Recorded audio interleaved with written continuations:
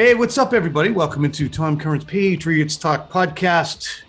I'm coming at you solo. Phil Perry's going to join in a few minutes, and we got a couple of guests in to have a good-spirited analytics discussion because it is on the tip of everyone's tongue. But before we get to those guys, I want to give you some perspective, at least from where I'm sitting, on where the Patriots are right now. Obviously, what happened Saturday night is basically a mirror image of what the Patriots did to the Buffalo Bills right before their bye week. The Bills thought they were ready to play. They weren't ready to play at the level the Patriots were. And I know the elements were involved too, but there was a physicality and an intensity the Patriots brought to that game that Buffalo didn't match. And the same thing happened on Saturday. Look, when we run through how that game unfolded and we look at a dropped 3rd and 9 pass by Jacoby Myers, followed by a block punt, there's 10 points right there. Then you have a jump off sides by Brandon King on a missed Indy field goal, which turns into a made field goal. Well, there's 13 points. Then you have, call it 3 points down low when Mac throws the pick six. Now you're at 16 points. I know I'm missing another one in here. Oh, they backed themselves out of a 3rd and goal from the 2. So give them 7 on that, which would be 4 more than they made. That's 20. I have found 20 points that the Patriots either gave away or took away. So when we look at this game, and I put out a poll on Twitter in advance of Quick Slants, asking whether or not the Patriots were exposed or if this was just a slip up, I would call this a slip up, an aberration. After 7 weeks of very crisp, competent, trustworthy play, the Patriots didn't match the intensity of their opponent. They came out with a lack of focus. Now, we've heard a bad week of practice. We've heard Mac Jones allude to the team feeling sorry for itself, which may be because it had a Monday night game followed by a Saturday night game and a late bye. Hey, how come the NFL made us have to do all this stuff? Whatever. The question now becomes, is a team that felt sorry for itself, a team that came out flat in prime time against a highly motivated opponent who was dying to play them, prepared to rectify what they had, prepared to be like the Patriots have been for much of the 20 years previous, a team that comes out and says, that wasn't us, and this is us? Or are they going to get into some navel gazing? This game wasn't like the 2019 Baltimore Ravens game when the Patriots were 8-0, went down to Baltimore and got run over. That was a team that got exposed. That was a team that wasn't really that good defensively because of who they had beaten up on the first 8 games, or offensively because it was just Julian Edelman and James White. That team got exposed. My suspicion is this team is a hell of a lot better offensively, defensively, special teams. Jake, what's going on back there? 3rd block punt. I know it wasn't your fault. But when we look at the Patriots, we have to consider, too, that just because they're wearing the same uniforms, have the same head coach, have the same offensive coordinator, and so many of the same important players, they aren't the same team. Whether it's Kyle Duggar or Matthew Judon or Christian Barmore or Kendrick Bourne and Nelson Aguilar or Ramondre Stevenson, I can go on, but you get the point. These are good players, smart players, players who made massive contributions. But they haven't experienced this situation in which they have to bow up and work harder in week 15. And some teams meet that and some teams don't. Again, use the 2015 Patriots, for example. They closed the season 2-4, couldn't run the football. Ended up kind of getting exposed 2-4 down the stretch. Lost to Miami, who had nothing to play for. So my suspicion is that this was an aberration. This was a one-off. This was a slip-up. And the Patriots against the Bills will look wholly different. That's what I presume. But I get you if you're wondering a little bit right now. All right, before we get our analytics friends in here, I want to bang up against a couple other topics. Bill Belichick opens Monday's press conference with an apology. Why'd he do that? Because it was about a 4 out of 10 on Bill post-game agitation. It wasn't that bad. He was more pleasant than I thought. He actually was more talkative than he often is. So why the need for an apology? I don't know. I really don't. I wonder if it somehow tracks back. And I don't think that it was a Robert Kraft inspired. Bill, you should probably tell the guys you don't feel, come on. Robert Kraft is not going to get into that. Nor, as was mentioned by Michael Hawley and Michael Felger on BST, I think tongue in cheek, nor do I think it was Linda Holiday saying, Bill, you got to be nice to the kids. It's late at night. They're trying to do their jobs. I think it was Bill has, over the course of the last year, really since we went remote, generally been outstanding with the media. He has. He's been extremely good. His Friday press conference has been outstanding. He's been very chatty. Yeah, we get agitated. We cause agitation for him when we, put him on the griddle for assorted things, even though he doesn't get that very often because we know how it goes. He's been really good. And I think that he likes his relationship with the media now. And I think he's changed in a lot of ways. And I also think that if he shows signs of buckling, then the team will adopt that. So if he washes his hands of Saturday night's game to a large extent and tells his team, look, that wasn't us out there. Let's not start with a bunch of false starts and not knowing what the story is with the play clock and not having an understanding of the play call. That's not us. Let's fix that right away. If he's washing his hands of that game and he's washing his hands of his reaction. So they're moving on. Next up, Bills. We're going to get into this deeply as the week goes along. Thursday, we'll have a pod for you. It'll be Castle, Phil, and I, and we're going to talk about this great matchup with the Buffalo Bills. But it's really interesting how the Patriots go from big old swinging Richard in the AFC East last week to now this. And again, in a mirror image game, what the Patriots did to the Bills, the Colts did to the Patriots. But at least the Patriots got up off the mat. And I understand the Bills did too, to an extent. But I still think you have to look at what the Patriots did in the second half and down the stretch as having been fascinating. All right, our analytics guys are lining up outside. And the reason I wanted to have this conversation is it's ongoing. It's basically the pointy heads against the knuckle draggers. And there's howling on both sides. The pointy heads, the analytics crew, are able to show numbers so that when the knuckle draggers, which are, conventional football fans, and I'm oversimplifying because that's what it's devolved into, say, yeah, they probably should have done this. Analytics folks were able to say, actually, they should have done this. Well, actually. And that's how it sounds. Well, actually. And the problem to me with the analytics crowd is they do have hard evidence that does have value. But even when the probabilities are kind of small, and there's oodles of other factors that invade on the numbers, there seems to be a tendency, and again, a lot of it is on social media, so we're reading in tone, but also tone is adopted. But there seems a tendency for those folks to cross their arms and say, nope, these are the numbers. And if you don't buy them, that's because you're a dinosaur and you don't want to evolve. And the interesting with that aspect of that is you're saying that to people who have grown up as devotees of the game, many of whom have played it, whether it's studio guys or people on social media. And they then feel as if they're being left in the dust by the game they love when the conversation turns to something that they don't necessarily understand or want to embrace. And that's why the conversation devolves. One side says, you're not smart. That's why you're never going to understand this. And the other side, reflexively and understandably, engages in their own ad hominem attack. It's really something that can be carried over into many topics nationally these days, isn't it? Isn't it? All right. So I'm going to bring in Frank Frigo from EdjSports. EdjSports is a website which does excellent analytics work. But I followed them all season because they rank coaching decisions and they do it statistically.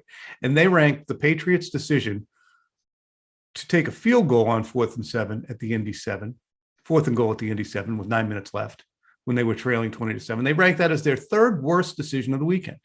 I disagree with that. I thought the field goal was the right choice because it was going to maximize your opportunities to get enough points eventually. Here's Bill Belichick talking about his fourth quarter decision to kick a field goal rather than go for a touchdown on 4th and 7. Well, it's still a 2-possession game, and now it's a field goal. And,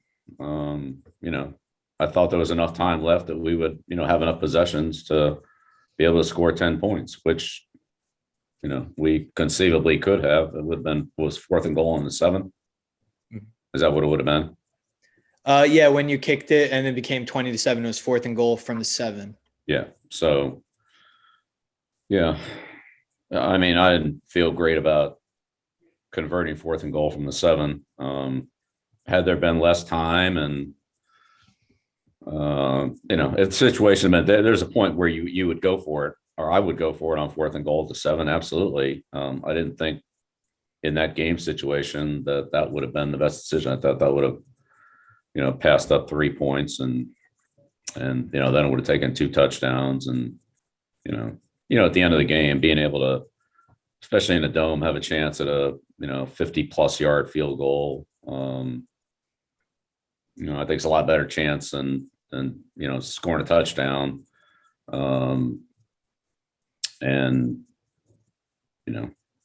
having a 6-point differential as opposed to a 3-point differential relative to the chances of converting the 4th and 7. But at some point, I definitely would have kept the offense on the field in 4th and 7 with less time or no timeouts, or you can certainly take that scenario further, and so then you get into the gray area of which one would you do if it was less time, fewer timeouts, whatever. We're going to converse about that. We're also going to converse with Aaron Schatz, longtime friend of mine from Football Outsiders. He is as pointy a head as there is out there. And we're going to have Phil in too. But I think you're going to enjoy the conversation. We're going to have it spirited, but we're going to be respectful mostly. And here it is. Here's the guys. We have Frank Frigo from EdjSports, Aaron Schatz, as I mentioned, the great Phil Perry. And Frank, real quick, you're with EdjSports. What do you do? And briefly, what is EdjSports? So I'm one of the founders of EdjSports, and I'm now the Chief Innovation Officer of Champion Gaming, which is the company that owns EdjSports and Football Outsiders. So we look at a lot of data. We build models for a number of different applications, but we're solely focused on sports these days. So basically looking at data and how it informs better decision-making to help coaches make better decisions that produce a higher win probability, and also provides a lot of insights for fantasy players and sports bettors and just, enthusiasts of sports in general. Excellent. Aaron, people mostly around here know you, but give us the skinny on how long you've been doing this stuff too. You're the guy who invented DVOA. I am the guy who invented DVOA, basically the first person who was publicly doing football analytics starting back in 2003. So I've been doing this for a long time, whether it's rating teams or talking about the analytics of decisions that teams make in game, covering decisions that teams make in the offseason. We do it all. FootballOutsiders.com over here is the logo, is the site that I created and write for and have written for 18 years. Yeah. And EdjSports is EDJSports.com. That's correct. Phil, you love the analytics. Nobody loves his numbers and data more than Phil. So we're all aligned here. I like analytics, but I get overwhelmed sometimes. And here was the intro I brought up. I said, there's howling on both sides between the pointy heads and the knuckle draggers, where previously when folks would sit around and talk about a decision, they'd say, well, he should have done this. And they'll say, well, he should have done that. And there was no hard evidence either way. So now there is. And there's somebody who says, well, here's what they should have done, and here's the numbers. And then when people see the numbers and that decision might not jive with what they're thinking, they get very uptight because they're being told that the game is passing them by, and there is a right and a wrong, and they're unenlightened, and they're being left in the dust, the stupid Luddites, by a game they love, grew up playing, and everything else. That's why they get pissed. And the analytics folks do have a tendency to say, sorry, we have the data. So why has it gotten, Aaron, who I think you're often in the crosshairs, you first, why has it gotten so vehement on both sides lately? Well, I mean, I think it seems maybe more vehement on Twitter than it really is. Although I suppose listening to sports radio around here over the last couple of days, it can be pretty vehement. I think that what's happened is, when I started in 2003, I was sort of shouting into the void. Now we have teams and coaches that are listening. And there's no question that teams in the NFL go for it more often on fourth down, which is the thing that analytics people have been yelling about the most for 20 years. Teams are going for it on fourth down more often. I think you would find that younger coaches who are more open to the analytics are going for it more often on fourth downs. Your more conservative coaches are your older coaches, Pete Carroll, Bruce Arians. Your more aggressive coaches are your younger coaches like Brandon Staley and Kevin Stefanski. So I think that rather than just debating whether a team could have or not, now that you have data, those of us who have the data are kind of loud and we're kind of obstinate about, you've got to be listening to us here. The other thing I will point out is it's really funny to me the way that this turns into pointy heads versus knuckle draggers. Because if you think about it, going for it on fourth and short, especially when it's very short, when it's just 1 or 2 yards, is sort of the definition of physical football. Yeah, you're right. Where you're imposing your will on the other team with your offensive line. Like, we are going to push and we're going to get this yard. And especially when you see the film of the Baltimore Ravens, John Harbaugh often asks his players, he's not just consulting the numbers. He asks his players, do we want to go for this? And they are always like, yes, we want to go for this. It's funny because, you bring that up, and that is an aggressiveness that, I think we all engaged in, however old we were when we played games. We're going for it. Even if you're playing in the backyard, we're going, kicking or sticking. We're going. Frank, what I think gets to people, though, is the right and the wrong of it.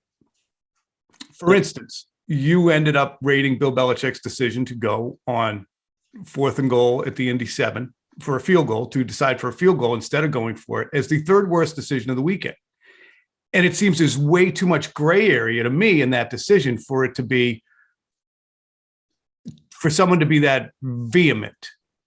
Yeah, no, fair enough.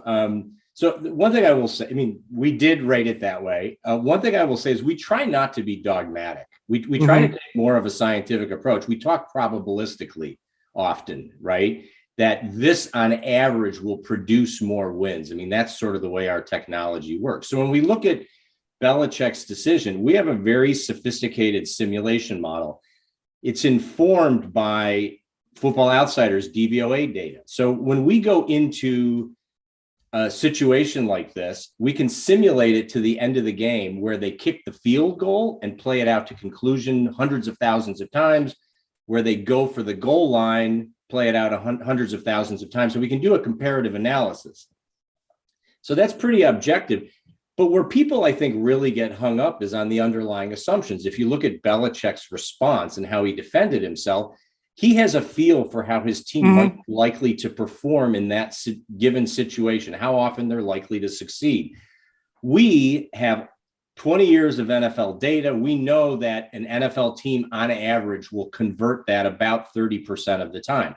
We think that maybe in that situation, the Patriots, because of the matchup with the Colts, are maybe a little bit better than NFL averages. That's how our model's being informed. And we can represent what that means in the impact on win probability. Now, if Bill Belichick thinks, based on, standing on the sidelines, knowing his team, what he's been observing and the way the game has been progressing, that he has a lower ability to convert this, that's okay. We can use that assumption. We can test that assumption. And guess what? We did. In this situation, we said it cost him about 4% in win probability to kick the field goal, but I can substitute the Houston Texans in that situation. I can tell you that it still holds. It won't be 4%. It might be closer to 1.5%. Mm-hmm. So we can look at all of those. And this is where I think we end up getting granular, right, Phil? Because if we look at, for instance, the Atlanta Falcons Patriots Super Bowl, and they did the "Do Your Job" video, Phil, right? And we knew what Julio Jones' ability to cut off his right foot and left foot were, and the Patriots had analyzed that, or whatever plays are working during the week. Phil, what's your reaction to the granular stuff that we don't have an opportunity to enter into the analytics conversation, i.e., Darius Leonard's just killing us or whatever? Well, this is what I think is important. I think this would be important for a lot of our listeners too, because I think those of us that cover football for a living, and certainly Aaron and Frank, we have, Tom, you and I think have an idea of what goes into some of these models, but I think people listening at home, and I think even some football people who we've heard recently talk about some of this stuff, have no idea where the information is coming from. So either Frank or Aaron, could you guys give us in very basic sort of an elevator pitch as to what numbers go into the numbers that we end up seeing, where you talk about, well, they have a 30-ish% chance of scoring in that situation? Can you just give us some of that very basic information so that our listeners have it? Because I think people are still very confused by this. So if I could just say something real quick and then let Aaron jump in. There's sort of two components to this. I mean, one is the underlying assumptions of the comparative strengths of the teams, where we rely a lot on DVOA, which is very good at looking at the context of how teams perform in given situations and predicting how they might be successful in future situations. The second piece of it is how we use that data and let it manifest into a win probability and a comparative analysis of a particular decision. So I'll address as briefly as I can about how the model was developed and how it's informed in the simulation. But Aaron, why don't you just talk, if you want, a little bit about DVOA and just kind of what goes into that. So what's important is, first of all, you take the last, 10 or 12 years of plays in the NFL, and that is the foundation of the model. It's based on what has actually happened in the NFL. How often do teams really win games when they're in this situation? This is the down and distance, this much time left, they have this many timeouts. It's based on how games have actually played out over the last 10 to 12 years. Then we use DVOA to tweak the strengths and weaknesses of each team. So the model knows that the Patriots are a better running team than Kansas City, but Kansas City is a better passing team than the Patriots. It knows that Justin Tucker is a better field goal kicker than whoever happens to be kicking for the Chargers this week. So all of those things do inform the model that it knows. So like what Frank said about Belichick's choice this week, if you sub in the Houston Texans as the worst offense in the league, it still says they should have gone for it on 4th and 7, but it's less confident than if you have the Patriots, who were an above average passing game going into this game. All right. So I'm looking, Phil, you got anything there? Do you want to dive into the case? I just have one more question because I think this will lead us into the next part of our discussion. Does information from that specific game, the game in question, the game that's going on, get factored into models as well? Or does it take time for, do you need a week's time for that for those numbers to get baked in? It takes time for those numbers to be baked in. So it's absolutely true that Belichick does have to consider, like, Darius Leonard is specifically killing us on runs up the middle, so that play won't work. Do I have another play that will work? There's no question coaches think like that. And we'll talk later about Jim Harbaugh's decisions against the Packers this week. But like Jim Harbaugh's decision had to consider, okay, now that we've had 2 games of Tyler Huntley, this is what Tyler Huntley can do. This is what Tyler Huntley can't do. Do we think we can get this? Right? Like, I understand that coaches have to take what's going on in that game into account in a way that the models can't, because they can't put that, even if you could put that data in that quickly, you're not allowed to access it during the game. Coaches and even the coaches up in the coaches box upstairs are not allowed to access computers during the game. So whatever you've learned from a model like the EdjSports model, you have to know it before the game starts. You can't access it during the game itself. So If I could just add to that. So we do consult and license our technology to NFL teams. Okay. And they use it in the booth. Like Aaron said, they can't simulate live during the game and process information, but they can be very well prepped. We'll literally produce a book that's a couple inches thick with a lot of scenarios, and they can extrapolate or interpolate off of those scenarios. What I would say is, while they cannot necessarily update their models for what they're observing during the game, when we do our post-game analysis, as I indicated with, using this comparison with the Houston Texans, we can stress test those results. So we may not be capturing exactly what the coach thinks they're observing, but we can encapsulate it. We can go beyond it in different directions and say, what if they're the worst rushing offense in the NFL? What if it's the best rushing defense? That may not be representative of the situation at hand, but if we go beyond it and the model's output still holds, it's pretty compelling evidence that a coach may have done something suboptimal, if that makes sense. And I said this a couple of weeks ago when it was bubbling up first. Analytics should be a tool, not a rule. And that's why that has to be important for them to say, all right, well, because it's a lot of math. When we do this here, we do this, if we get this, it's less likely we will get this than if we kick the field goal. But if we get this, it's going to ratchet it up. So how many times are we going to get the ball? That to me is what really is vital. How many times are you going to get the ball? Do you think that you want to shorten the game, or do you want to extend the game based upon how things are going? And when we look at the 4th and goal at the Indy 7, 9 minutes left, Patriots are down 20-7. I think the most important consideration for Bill Belichick is, okay, it's 9 minutes left. How many more times am I going to get the football? Previous Indy drives were a Wentz pick, a 49-yard missed field goal, and a Colts field goal after a pick in which they lost yards. Those were the 3 previous drives. So he's feeling like we're holding them back. I know it sucks. We're still going to be down 10, but now we're going to need a touchdown drive and a drive to the 35. If we don't get this, 33% chance, and that was a number I saw. I don't think it was EdjSports, but I bet yours was pretty close. We have a 33%. Pretty close, yeah. Okay. Very close to that, yes. Might have been yours, actually. 33% chance of scoring a touchdown, 96% chance of getting a field goal here. So we're probably going to get the ball back enough if things go our way, and we play like we have been. So we're going to kick the field goal. How frank do you feel is a stupid? Would you say to Bill that was the wrong thing to do? Or would you say, I get why you did it? I would say to Bill, and I have, because I've spent quite a bit of time with him some years ago. Yeah.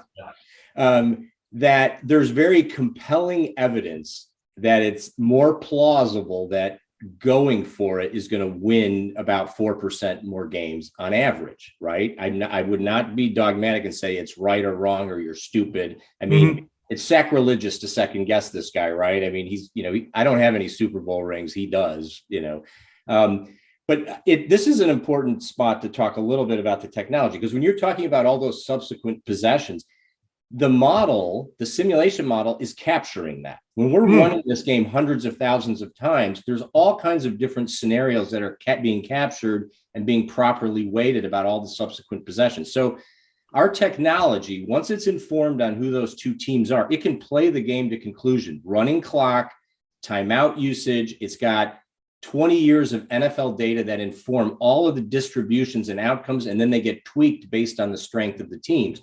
So when we simulate this game a few 100,000 times, it's producing a few 100,000 unique game logs that would be almost indistinguishable from looking at a real game log. In fact, I would defy somebody to be able to tell the difference. And I will tell you also that, what's really unique about our approach is early on in the analytics movement, even when, when Aaron was talking about 20 years ago, talking about 4th downs, a lot of the language was around expected points in a drive or expected yardage, right? And those things are all very important. But at the end of the day, the currency that really matters, what you're trading, is win probability. At the start of a game, you've got two teams, they're handicapped in some way. If they're evenly matched clones, they're 50-50. The inevitability is, with the rare exception of ties, one team is going to hold all the win probability at the end, and one team is going to hold 0 of it. It trades during the course of the game. if you can measure it accurately, you can really look deep at these kinds of decisions. And I will tell you that we have rigorously tested our models' win probability outputs against empirical data, a lot of results of games. We also test it against sports market data, betting data. So there, win probability trades like a stock ticker now. It is, with the advent of sports betting in the US, and it's been around for a while in Europe, the biggest traded market in the world is soccer betting, live win probability betting. I mean, they were ahead of this years ago. It dwarfs what goes on in the NFL. Let me ask a quick dumb question then. So when win probability is figured in, if you convert that as opposed to a field goal,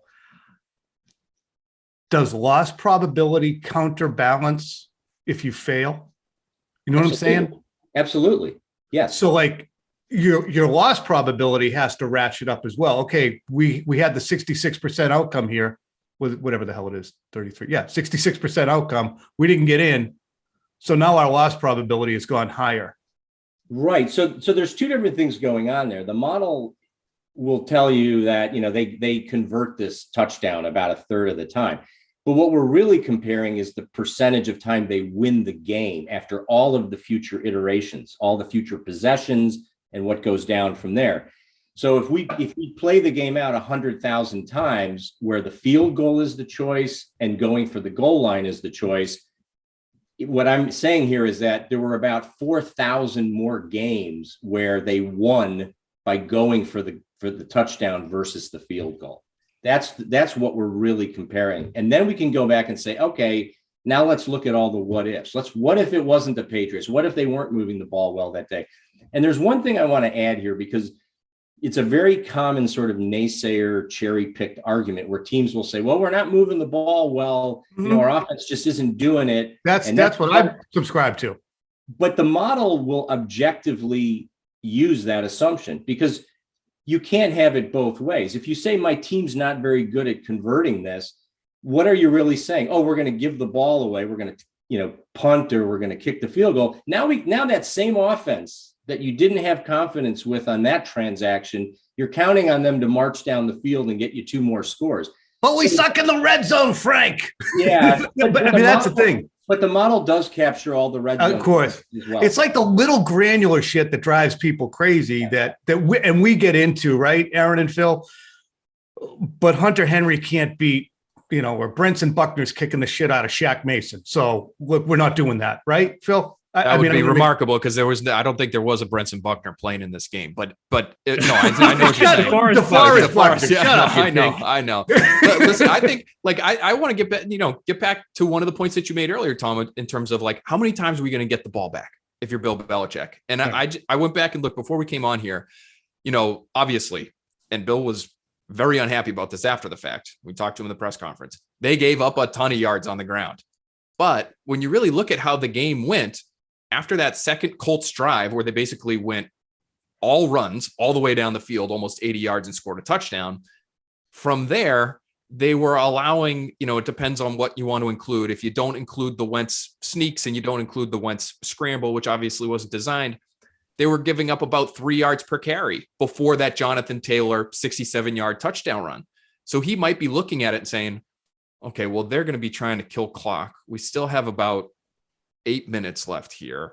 If we get a stop, because we've been good in terms of defending their run game, we get that possession that we need. We've got more than enough time here. I think I've just heard him, Aaron, I'm sure you've heard him say too, yeah, I'm not sure what happened with two teams that aren't our team in 1986 really applies to this situation. Maybe it does, but I just don't think it does. So what would you say to him when understanding that he's probably looking at, how the game is going for his particular team, and that he has given us that answer in the past? I think one of the general disagreements between the pinheads and the knuckle draggers on this is how much what's happening in this actual game predicts what will happen in the rest of this actual game. My guess is that most people in the analytics movement would say that you want to look at the larger sample size, that how good the Colts offense has been over the course of the whole season and how good the Patriots defense has been over the course of the whole season, which of course is very good. They're actually number one in our numbers right now. Matters more than just how good they've been over the last 3 or 4 drives, because you've got the larger sample size. I'll also point out that if you fail on 4th and goal from the 7, there is the advantage that you've pinned the Colts back to their own goal line. And that means that although you need either way, whether you kick the field goal or fail, you're going to need 2 more possessions. If you fail and they have the ball at their own 7, it's more likely that one of those possessions you'll have better field position on, at least. Not to mention the likelihood of Carson Wentz doing something really stupid when trapped by his own goal line. Does the model account for Carson Wentz's idiocy? It accounts for how good the Colts offense is in general. Okay. Which is a passing game is not, is average, and running game is amazing. Got it. So that accounts also. There's also just the general issue of going to overtime. You have to remember teams and coaches play a lot to extend games. Yep.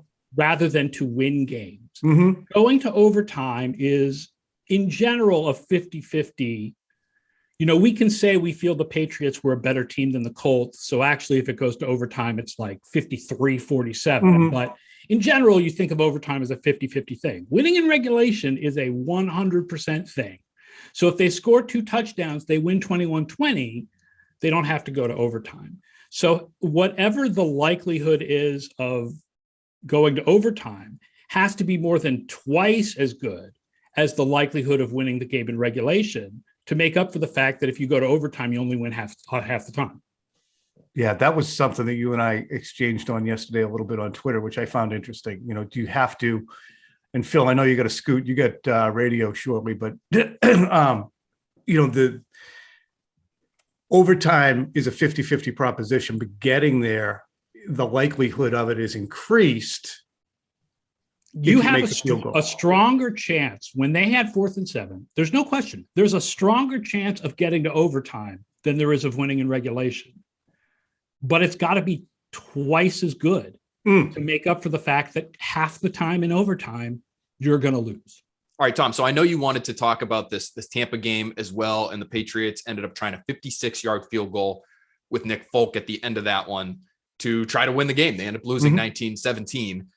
I think a lot of people had a hard time with that one here locally because Nick Folk is Nick Folk and he's not Justin Tucker, and a 56-yard field goal in pretty rough conditions that night at Gillette Stadium outdoors. That's a really tough ask.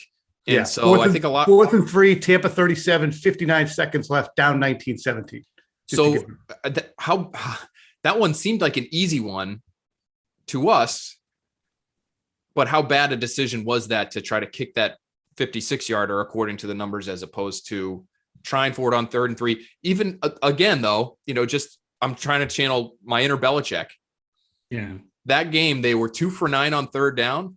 They had 8 penalties for 77 yards. I could just see him trusting his defense, if it comes to that, to get them the ball back again if they needed it or something at some point. I don't even know if they had enough time, but 59 seconds. It was everything was on that play. Yeah. So it just felt like they had very little chance of making that happen. But I could also see him sitting there on the sideline saying, we can't convert anything. 3rd and 3. We're not going to get this at 4th and 3. So let's kick it. This is the worst decision Belichick has made this year by the numbers.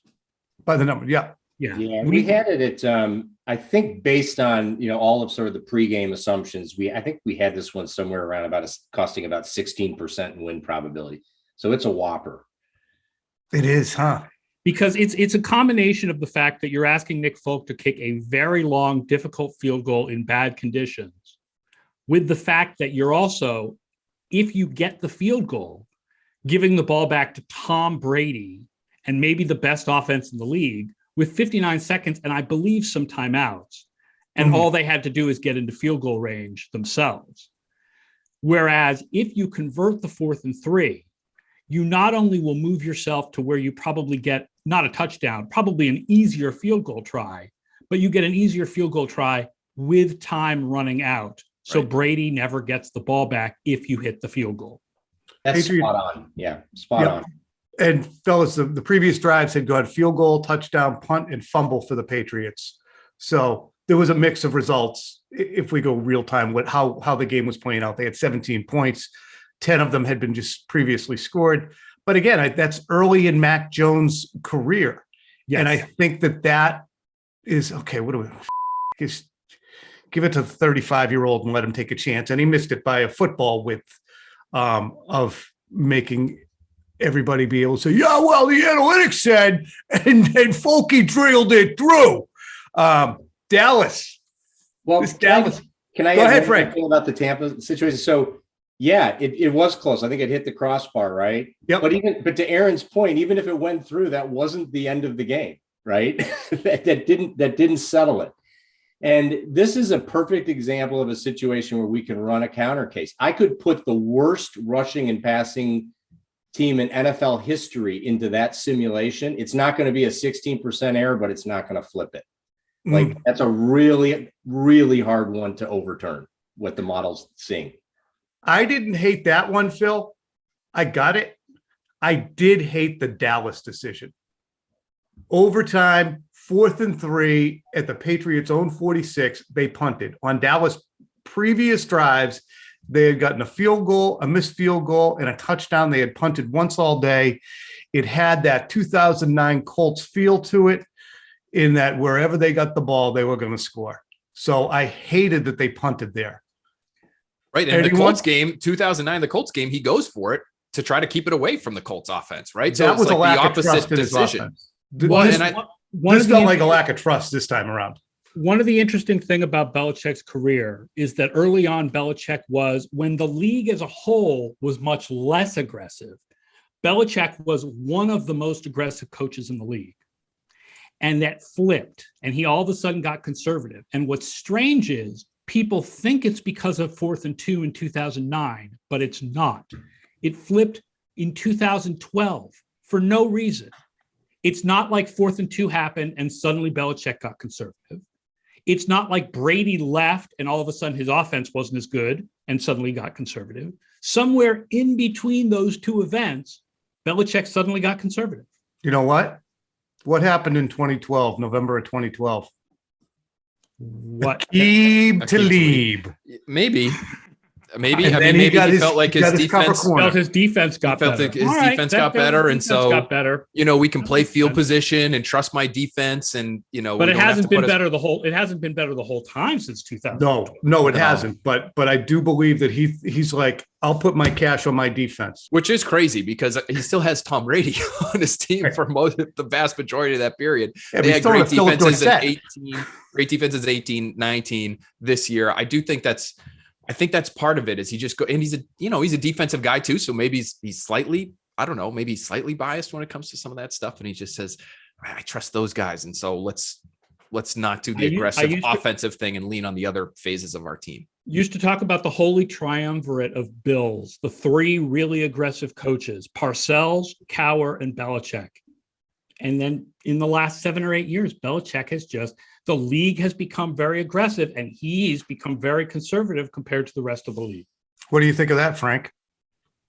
I mean, I think it's true. I mean, we defended him on that Colts decision in 2009. We did a full page feature in the New York Times on it and Remember. defended it. But I do think he's changed. I mean, he is right now, I think out of 32, I think he's 30th in our critical call index. So basically around 4th down decisions. I mean, again, the guy is a great coach. There's no denying it. But on these risk management decisions, that's what I'll refer to them as. He really has changed. I mean, as Aaron pointed out, I mean, he's not as aggressive as he used to be. And by the way, these decisions aren't always just a broad brushstroke of, always be aggressive on fourth down. There's a lot of context around it. The score, yards to first, field position, opponent. So those are the kind of things that it's important to capture. But he does seem like he's lost a step in this regard. See, I'm biggest on personnel. And the personnel reflective in Mac Jones and his level of expertise and how many times he's been around the block. And even if it's Brady and he went more cautious, he's still throwing to Chris Hogan and Philip Dorsett sometimes. And it's Edelman and Gronk. And you should Chris feel Hogan was open 7-11, man. I don't know. I know, but he never knew where exactly he was going to be. He's open, but he's not open where Brady thought he was going to be. All right, scratch one fiddle player. We just lost Phil. He has to go to the sports hub. But so we've kicked those around. And the last thing I want to get into is the Harbaugh decision. Now, I haven't looked at your grades on it. I loved it because if you say at the beginning of the game, look, you got a 50-50 chance with Tyler Huntley to win this football game, you take it. You got Aaron Rodgers on the other side. You're a massive underdog. Do it. What did you guys think of the call?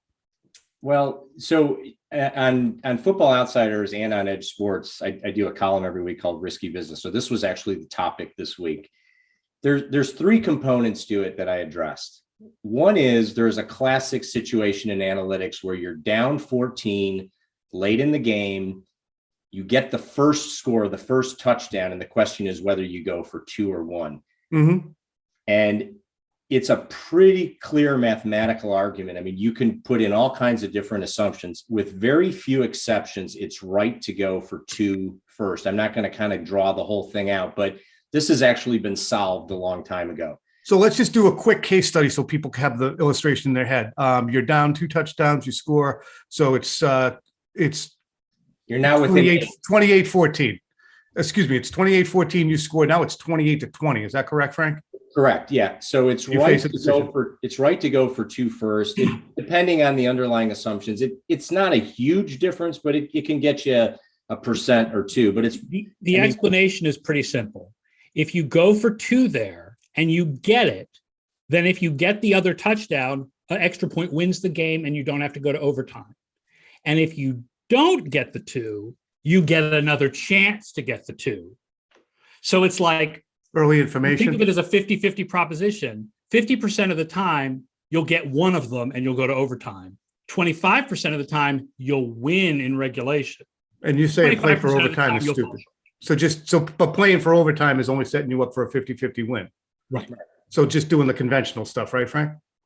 Yeah, I mean, So this, like I said, this one's been worked out for a long time. Like that, it's right to go for 2 after the first score. So that's the first component of the Harbaugh decision, which surprisingly he didn't do. He may have had his reasons with Huntley, but the thing there is, and this is in the article or analysis that I did. I mean, even if they thought they were 35% to get the 2-point conversion and 45% in overtime, that it's still right to go for 2 first. And you can show that to be true. The second piece of the argument is he ends up going, now he gets the second score and he ends up going for the win. So if he knew he was going to go for the win, if this occurred, for gosh sake, go for 2 on the first attempt, right?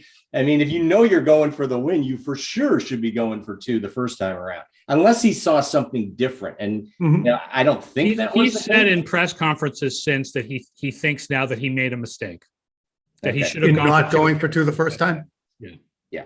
So that was the mistake. Yes, he has said in the press conferences since that he's kind of kicking himself about it. That is more revolutionary if that started happening on the regular than fourth down decisions. To me, I think that would be more jarring for football fans. It happened last year in the Baltimore-Cleveland Monday night game, the famous Lamar Jackson has cramps game. Mm-hmm. I believe that Cleveland did it and took the lead, only to have Baltimore then come back and win the game. But Cleveland did it, and it was successful. They took a 1-point lead, and then Baltimore beat them. I think that would be more jarring, Frank. You?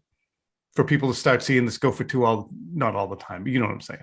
When you say more jarring, what do you mean? Uh, I mean, like if It's more just- coaches started doing this? for the conventional football fan, they see a touchdown in the second or third quarter, midway through, and then they turn around. They're not lined up for the extra point. They're lined up to go for two. And like, what are they doing? What are they doing? All they need is this once you get to fourth quarter. okay. Yeah. I think there's a psychological bias, I think, with all humans, with football coaches, that there tends to be a postponement of regret. I mean, Aaron touched on this a little bit earlier. Your goal is not to feel good for the next few minutes. Your goal is to win the game, right? And when you kick the extra point there, it's like, hey, I'm in the game, everything, we're still at this. But in the context of winning the game, you're costing yourself a little bit. So I love that postponement of regret. That's a really interesting way of looking at a lot of this. You're not looking to extend the game, which is what I subscribe to sometimes mentally because I've watched Bill for so long. You're trying to be aggressive to win the game. Frank, I apologize for interrupting. No, it's okay. And then the third component of this is now with all of that other stuff transpired, there was the independent decision at the end of the game of to go for the win or to try to put it into overtime. And Harbaugh chose to put it into overtime. Now it's really super sensitive to any of the underlying assumptions. I mean, based on, our DVOA adjustments for Huntley, we downgraded, the DVOA passing by 13%, the rush by 8%. When we simulated, it's pretty close, but we're leaning toward them actually kicking the extra point and putting it into overtime in that situation. But it's a hard thing to second guess, right? Because he's on the sideline. He's got a feel for whether he thinks he can get that ball in the end zone for the win and how his team might play in overtime. So that one gets pretty subjective. It's kind of hard to second guess him on that. But our simulation had a slight lean towards kicking the extra point. What's important is that for us in the analytics community to get across to people is that even though a lot of what the Ravens have done aggressively is an analytics-based decision, this was not.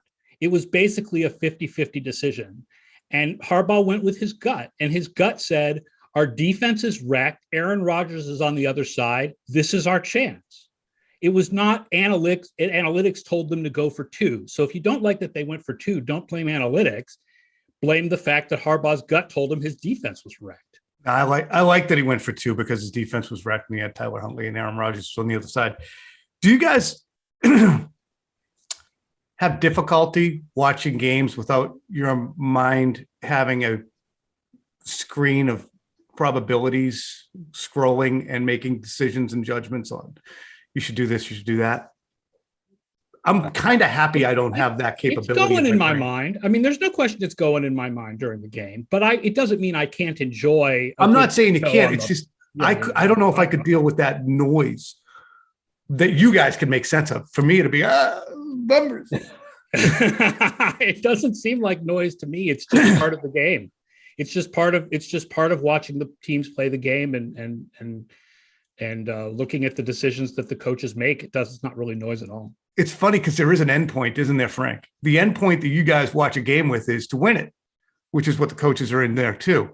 Right. We're not, and as fans, oftentimes we're media members. We're just reading the book and waiting to see what happens at the end. Yeah, I mean, I would say, I could, thinking about the numbers, I can enjoy the game just as much. I mean, I can remember, sitting in a bar watching the Eagles Super Bowl victory. Now that was particularly sweet because we worked with them and watching them do all this unconventional stuff, and getting, it was analytically sound. It was successful. They got a great result. I mean, I think in some ways it makes it more fun. Yeah. Well, we truly appreciate it. Phil, as I said, had to hop out, but we truly appreciate you guys taking the time to discuss pointy heads versus knuckle draggers. I think it was extremely useful, and I think we should try and do it again once in a while, huh? That'd be great. It's not like this stuff is going to stop being interesting or controversial. And it's not going to go away as if all of a sudden people are not going to be interested in finding out probabilities or edges or ways to increase their own win probabilities in their wallets. Thanks, guys. Thanks, Tom. Thanks a lot, Tom. All right. Hope you guys enjoyed the analytics discussion. Now let's pop it over to our Quick Slants interview with Kyle Van Noy. Here's your AFC playoff picture suddenly, okay? Not a dire circumstance. You flashed that at me in September. I'd say, you kidding? That's awesome. So let's not flip out, all right? Brought to you by Dr. Lepresti and Leonard Hair Transplant Associates. You call 1-800-GET-HAIR. They're going to fix up your bald spot. Or even if it's worse, they can do a full renovation of your scalp. Kyle, we talked many times, and you cited the notion of a 2-4 mentality. Even when the team was winning games, you were going to bring that edge and focus like we're 2-4, we're backed into a corner. And you did a great job of it. Did you feel as if that 2-4 mentality might have flipped to a 4-2 mentality on Saturday night? You could argue that. We didn't come out the way we wanted to, and we're so excited for this next challenge. The Colts game, that's behind us. It is what it is. We're so focused and need to be focused on the Buffalo Bills. They did everything they could with Carolina. They did their thing. They're going to come in hot and ready, and we got to bring this energy. We got to prepare hard. We got to have a good week of practice, and then we got to be ready to go. From the first snap to the last snap, all 60 minutes, we need to play Patriot football, and we gotta go. This is what it's all about. 1:00. Let's go. We gotta go. You know, it's funny. Sometimes people will say, well, maybe they needed that. And I can't ever imagine that a team needs it. But when you show up and the other team is playing at a pitch that you didn't match, does it remind you? Can there be a positive to take from okay, that reminds us the agitation level and urgency we need to show? Yeah, getting a dose of humble pie every once in a while. But I think something that obviously when you lose, it sucks and it's not fun. But I think it was encouraging that we didn't give up. Down 20, come all the way back, make it a competitive game at the end. And unfortunately, we didn't get the job done. And there was a lot of reasons why those stops all the way to that last touchdown occurred. But disappointing, and we're ready to go against Buffalo. But we got to get a good week of practice. Like I said, It starts there. It starts with the hard work in the week, and then to show it on Sunday. Did you have a sense, and I do want to flip into this week. I know that you don't want to beat a dead horse with last week, but did you have a sense, Mac Jones alluded to a little bit, hey, it wasn't a great week of practice. Did you feel that way as well? If that's what Mac said, that's what he said. So I'm going to just go whatever he said. Fair enough. Fair enough. You talked about the fact that the Buffalo Bills, you guys have urgency. The Bills are going to have urgency because you did to the Bills what the Colts kind of did to you guys. Do you love these rivalry games, playing in the AFC East? You came over from Detroit, and you've been part of this for now 6 or 7 seasons, actually. 6, whatever. But this rivalry stuff, this interplay, do you look forward to the fact that it's going to be ratcheted up and you're really playing for first place in many ways? Yeah, I mean, anytime you have a chance to stay atop of the division and win the AFC East, obviously I don't know if we're clinching it this week, but just how big this game is and the last 2 games are, to be able to, have your hat and T-shirt is a big accomplishment. It goes through all the hard work that you started back in the summertime and the springtime, and then through training camp and then through the season. So it's a lot on the line. I can't wait for Pats Nation to be loud. We're very excited to play at home with everything on the line. It's going to be a beautiful sight. I'm excited. I'm just ready to go. I got a bad taste in my mouth after Sunday, and I just want to get back on the field and show that we can play at a high level. Obviously, you've been playing a long time. Thanksgiving and Christmas are going to arrive every single year during football season. How do you negotiate still having time with your family, enjoying the holiday, being present for that, but also maintaining the edge that you need so that there's no distraction from the job that you guys have to do as well? Yeah, I can only speak for myself, but since my family's been in the NFL for a while now, I think they understand that more of the focus needs to go to football, and a little bit of the family, of course. I'm not saying that I don't celebrate Christmas, because I definitely do. It's my favorite holiday. I'm going to enjoy the time that I have with my family, but at the same time, I want to win. And my family is all about winning, and we have an off season where we get to spend time together, and we'll definitely have Christmas when I'm done playing the game. But they do whatever they can to help me prepare and get ready for Sunday during Thanksgiving. And I've played Thanksgiving in my career and during Christmas. So it's something that everyone has to sacrifice, but there's a blessing in it as well. You get a win on those holidays. It's fun. It's and that so much sweeter. everybody's all on board. I think I hear our guy Trey in the background. He's got high urgency for this game too. He's just talking. I know he's ready to go. We've been running routes already. We've been doing pursuit drills in the kitchen. We're ready to go over here. Hey, a little fun one for you. What is the most memorable Christmas gift you ever got? I think it was. I'm not a big fishing guy. I don't really enjoy fishing. It's not my cup of tea. I rather chill on a beach. But my grandparents one time got me a fishing hat and some toilet paper. Hey, what are you going to do? I put you on the spot. You did the best you could. Fishing hat and toilet paper. I would remember. What about that as you? well. You know what? I'm glad you asked, because it's always about me. When I was in second grade, we had a beagle. His name was Bo also. He was such a pain in the posterior for my parents that they brought him back to the pound. It was a different time in the world, 1974. You did that if the dog wasn't participating well.